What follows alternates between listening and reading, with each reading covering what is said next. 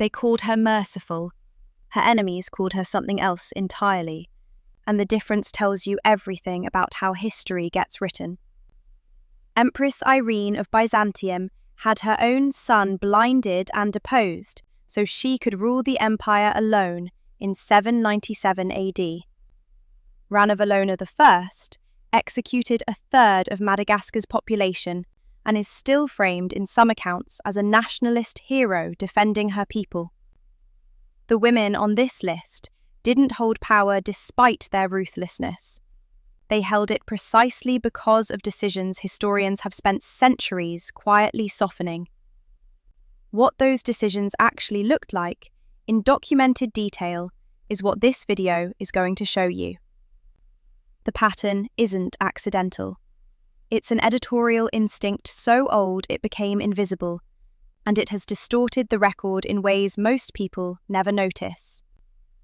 When a male ruler orders a massacre, the chronicles call it conquest. When a woman orders the same, they reach for words like necessity, grief, or desperation. That framing doesn't protect these women.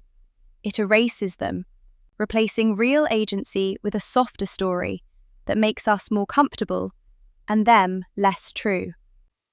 The question worth sitting with is this: what does it mean to finally read the record as it actually stands? Irene of Byzantium didn't just want power. She wanted her own son erased from the world that stood between her and it. Constantine VI was the rightful emperor, crowned, adult, and in her way, so she moved against him the way she'd moved against every obstacle before, methodically and without visible regret. She'd already had his father-in-law exiled, his supporters flogged and tonsured into monasteries, and his co-regency stripped from him once before. When Constantine clawed his way back to the throne, she simply waited, rebuilt her alliances, and positioned her loyalists inside the palace guard. In August of 797, her agents seized the emperor in the very room where he had been born, held him down, and drove instruments into both of his eyes. The blinding was deliberate, severe enough that he would never rule again, calibrated to leave him alive as proof she hadn't simply murdered her child. She then declared herself Basileus, the masculine title for emperor, because no feminine form existed for what she had become. The West refused to recognize a woman on the Byzantine throne, which is how Charlemagne justified his own imperial coronation that same year. Irene's ruthlessness reshaping the entire political map of Europe. What you have to ask yourself is whether this was a woman driven to extremes, or a woman who simply never had any other mode. That question doesn't get easier when you look at what came next. Ranavalona I ruled Madagascar for 33 years, and by the time she died, the island had lost nearly half its people. That number isn't a rough estimate from hostile sources. It comes from census records, missionary logs, and trade accounts that her own court couldn't suppress. She expelled every European missionary and trader within years of taking the throne, then turned the full weight of the state against her own subjects. Forced labour on royal construction projects killed tens of thousands, not through neglect but through deliberate quotas that commanders knew couldn't be survived. She also revived trial by ordeal, a poison derived from the tangena nut, and scholars estimate it killed 20% of the population in a single decade. The people forced to drink it weren't criminals. They were anyone she suspected of disloyalty, which in practice meant anyone. Malagasy nationalists today call her a defender of sovereignty, and they're not entirely wrong. She did hold European colonialism at bay for a generation, but sovereignty purchased at the cost of 1 million of your own people demands a harder look than the statues give her. The question of what power costs and who pays it follows us into every reign that comes next. Zetian didn't climb to the top of the Tang dynasty. She dismantled everyone standing between her and it. She entered the imperial court as a concubine at 14, and by the time she was done, she had outlasted 2 emperors and buried most of the men who'd tried to control her. Her instrument was a secret police force that she built specifically to feed her information and destroy her enemies before they could organize. Rivals didn't just lose their positions, they lost their families, their names, and in many cases their lives, through forced suicides that left no blood on the throne. What's striking isn't the scale of the violence, it's how precisely it was targeted. Ministers, princes, her own sons when they became inconvenient. She declared herself emperor in 690, not empress consort, not regent, emperor, a title no woman had ever held in Chinese history. And the dynasty didn't collapse under her, it expanded. The bureaucracy she reformed lasted centuries after her death, and the examination system she strengthened became the backbone of Chinese governance for 1,000 years. The ruthlessness and the statecraft weren't separate chapters of her life. They were the same chapter, written in the same hand. 6 months after Catherine took the Russian throne, her husband Peter III was dead, and the official story called it hemorrhoids.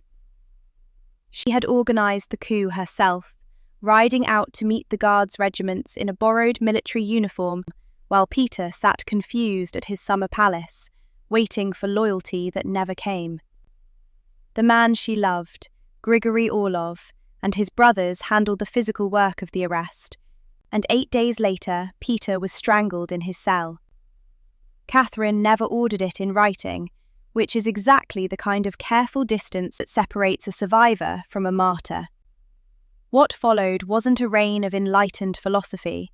It was 20 years of calculated consolidation, built on the backs of serfs who gained nothing while nobles gained everything.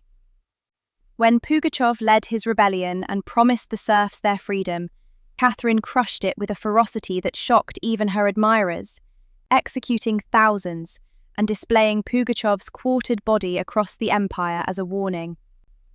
The Enlightenment letters she exchanged with Voltaire didn't change a single serf's legal status. History remembers her as a patron of the arts, a modernizer, a wit, and that reputation is precisely what her ruthlessness purchased.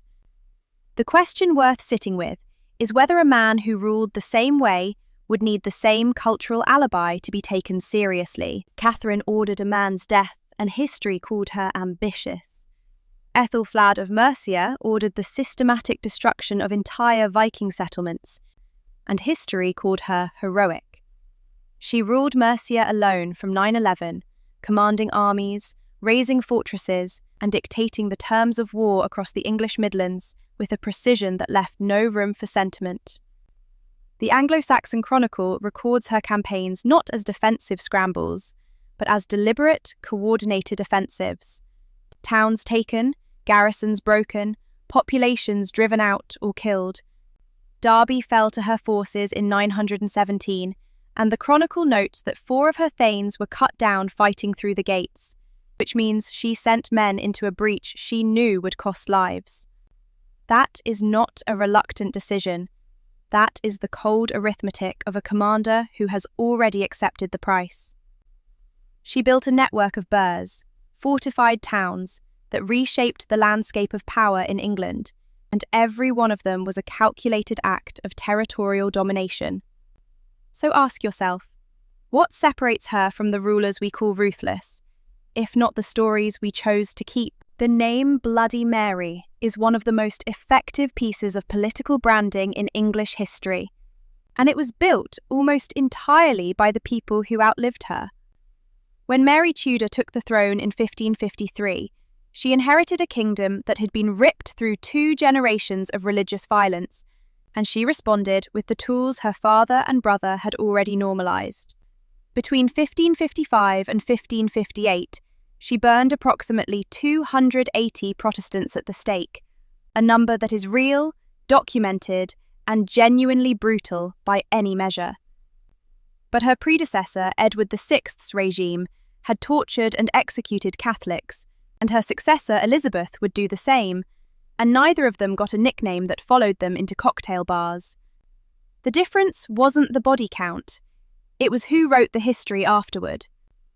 John Fox's Book of Martyrs published just 4 years after Mary's death, framed every burning as a Protestant saint's triumph and every royal order as monstrous cruelty. That book went through edition after edition. It sat in English churches beside the Bible, and it shaped how generations understood what Mary was. So you're left holding something uncomfortable.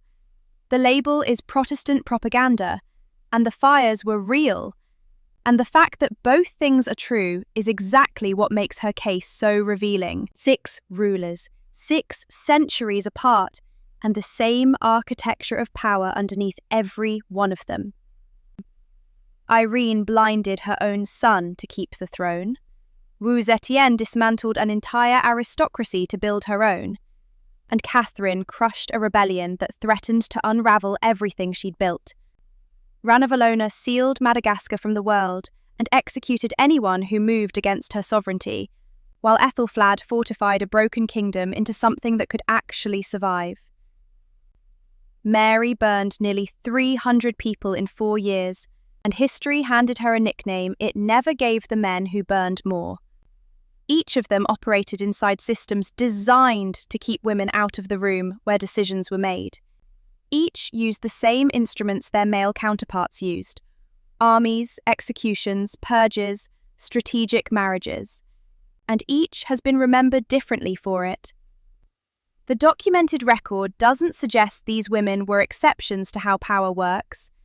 It suggests the story we tell about power has always been selective. So the real question isn't whether they were ruthless. It's who decided that word belongs to them more than anyone else.